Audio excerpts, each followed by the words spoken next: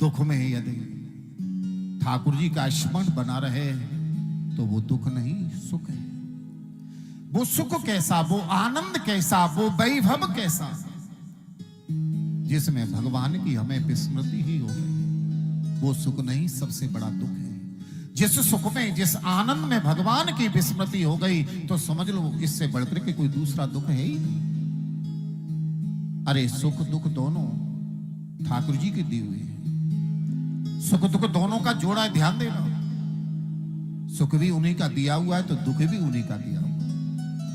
ये जो सुख दुख है ना, ये ग्रस्ताश्रम रूपी की ये दो गाड़ी के पहिए हैं।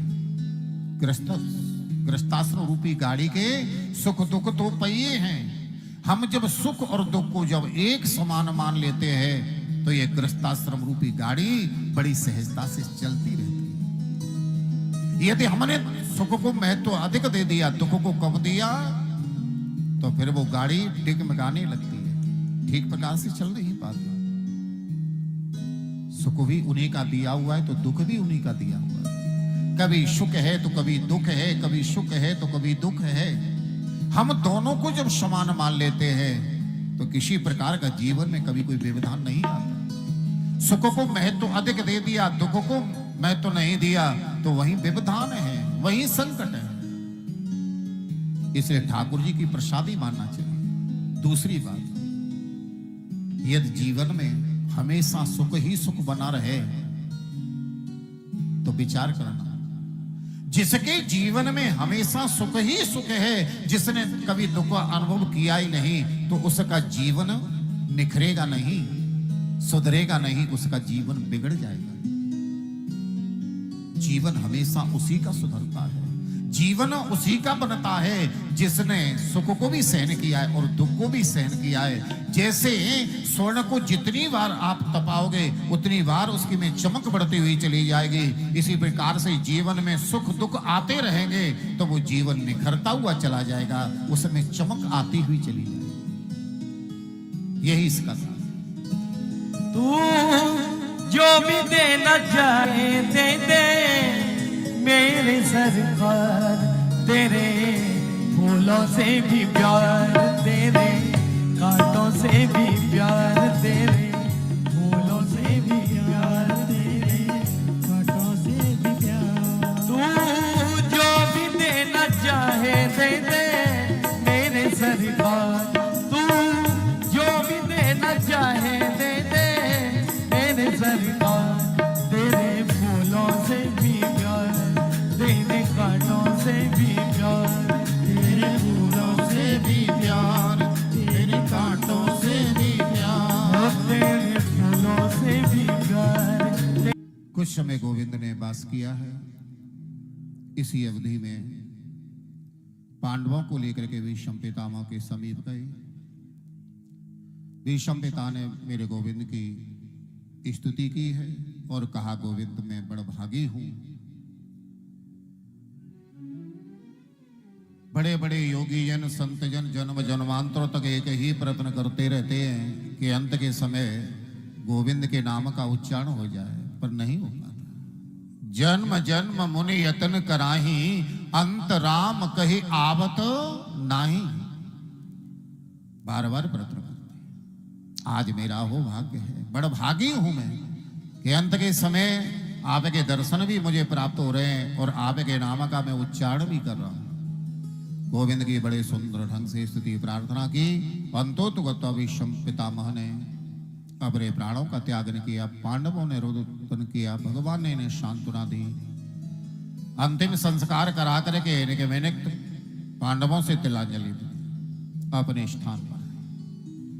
और शुभ तिथि बारे में मेरे गोविंद ने पांडवों से पुनः अनुमति ली, विदा ली और रथ में बैठ करके पांडवों के समीप से द्वारिकानाथ द्वारिका चले गए। द्वारिका में द्वारिका वासियों ने भगवान का अभिवादन किया, अर्घपाद से पूजा। इधर समय आने पर शुभ लगन घड़ी मुहूर्त में पुत्रा ने एक सुंदर बालक को जन्म दिया। ब्राह्मणों ने नामकरण संस्कार करते हुए उनका नाम परीक्षित रखा। युधिष्ठिर ने अर्जुन को भगवान की कुशल क्षेम लेने के लिए द्वारिका भेजा और अर्जुन द्वारिका में 7 मास रहे। इधर में महाराज दुष्ट को नाना प्रकार के अपशकुन हुए। बाम अंग इनके फड़कने लगे, बिल्ली मार्ग काटने लगे, श्वान कुत्ते मुंह उठा करके भौंकने लगे, नाना प्रकार के अपशकुन। अर्जुन को गए हुए द्वारिका में 7 मास हो गए पर वापस नहीं आए। इधर में नाना प्रकार के अपशकुन भी हो रहे हैं। उसी समय अर्जुन का आगमन हुआ। जिनके नेत्रों से अश्रुधारा बह रही है, कंठ जिनका अवरुद्ध है, शरीर रोमांचित हो रहा है। युधिष्ठिर ने पूछा, ये तुमने क्या दशा बना रखी? मार्ग में आते समय किसी राजा महाराजा ने आक्रमण कर दिया, परास्त हो गए इसलिए रो रहे हो, अथवा तुम्हारे द्वारा किसी अबला स्त्री का अपमान हो गया, या कोई अपमान कर रहा था उसकी रक्षा न कर सके, या तुम्हारे द्वारा किसी गाय का वध हो गया, या कोई भी व्यक्ति उस गाय का वध कर रहा था तुम रक्षा न कर सके इसलिए दुखित हो। अर्जुन नहीं बोले। कुछ भी ये सब कुछ नहीं हुआ तो जिनकी कुशल क्षेम लेने के लिए मैंने द्वारिका भेजा, जिन्होंने पग पग पर हमारी रक्षा की नहीं, क्या वो माधव इस धराधाम पृथ्वी का परित्याग करके गोलोक गमन कर गए? तब रोते अर्जुन ने धीरे से कहा, हाँ भैया, जिन्होंने आज तक हमारी रक्षा की वो गोलोक गमन कर गए। सुनते ही युधिष्ठिर मूर्छित होकर के पृथ्वी पर गिर पड़े।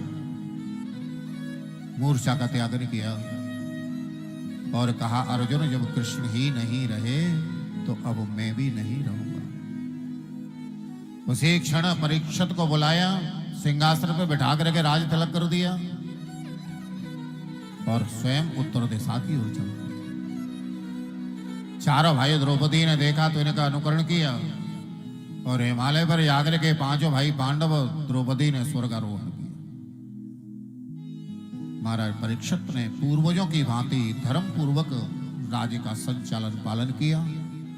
समय आने पर इमरावती के साथ विवाह किया, जन्मेजय आदि पुत्रों को जन्म दिया।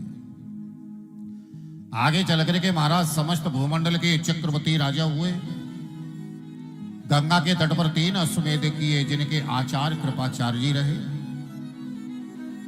एक बार धनुष बाण को लेकर के निकल पड़े। एक दृश्य देखा, एक पैर वाले वृषभ बैल को देखा जिसके पास में खड़ी हुई एक गाय रुदन कर रही है। ये धर्म पृथ्वी का वार्तालाप था, संवाद था। एक पैर वाला वृषभ ये साक्षात धर्म है, गाय साक्षात पृथ्वी है। धर्म रूपी वृषभ ने पूछा पृथ्वी रूपी गाय से, देवी तुम रो क्यों रही हो? क्या कलयुग का आगमन हो गया, दुराचार आदि बढ़ने लगा इसलिए दुखित हो? पृथ्वी बोली, नहीं नहीं,